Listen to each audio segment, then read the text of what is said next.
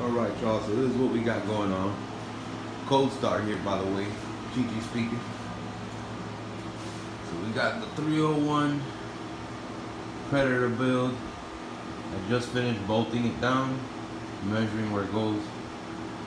Now I'm gonna chain. I already lined up the chain. I already got pipe ran, bolted up.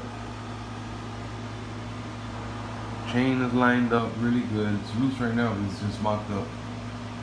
The motor's bolted down real strong. Got 50 in back. Still have to weld my tab with my hydraulic brakes. I have my carburetor here.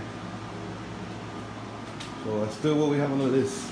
Weld the brakes bracket, throttle line, brakes, which I have, and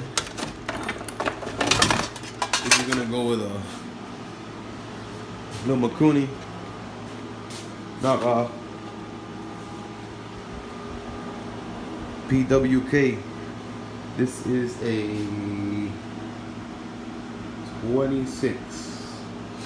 Should be more than enough. That monster's gonna go bolt right there. Just like that. So yeah, this is what we got coming on, guys. Stay in tune for the next episode. You should have it running. I'll be sure to have you guys here with me for that part.